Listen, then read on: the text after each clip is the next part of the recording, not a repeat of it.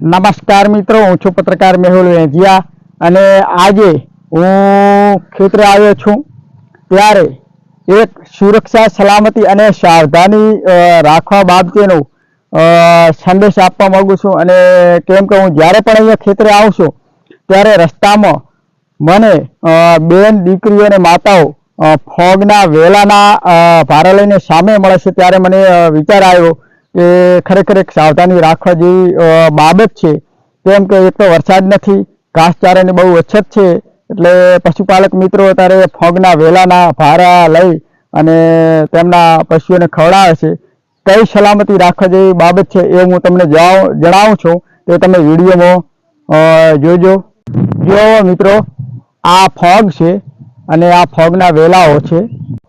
તો મિત્રો, સાવધાની રાખવા જેવી બાબત એ છે કે મિત્રો તમે જોઈ શકો છો, જો આ વૃક્ષ છે અને ફોગના વેલા પણ છે અને અહીંયા જો મિત્રો આ હેવી વીજ લાઈન એટલે કે બોરની લાઈન પસાર થઈ રહી છે અને વૃક્ષમાં અટવાયેલી પણ છે।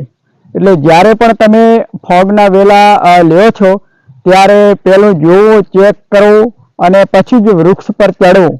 આજુબાજુ ઉપર પણ જોઈ લઉં કે કોઈ લાઈન પસાર થતી નથી અથવા તો થાય છે તો જોઈ અને સલામતી રાખી અને પછી જ હાથ નાખવો। જો મિત્રો, આ વૃક્ષમાં બરાબર જ લાઈન ફસાયેલી છે, જોઈ શકો છો તમે।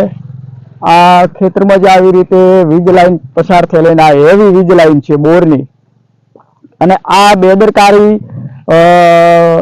GDVCLના વીજ કર્મચારીઓની છે અને સાથે સાથે બોરના માલિકની પણ છે। કેમ કે બોર માલિકો ક્યારે પણ રજૂઆત નથી કરતા કે પોતાની લાઈન ચેક કરાવે કે પોતાની લાઈન પર વૃક્ષોનું કટિંગ કરાવું।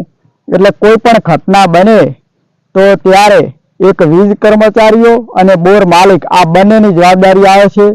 એટલે કંઈ પણ આવી ઘટના બને તો તાત્કાલિક તમે જવાબદાર વ્યક્તિ અને અધિકારીઓ સામે તમે પોલીસ કમ્પ્લેન કરી અને કાયદાકીય કાર્યવાહી કરી શકો છો, જેથી કોઈ પણ આવી ઘટના ન બને।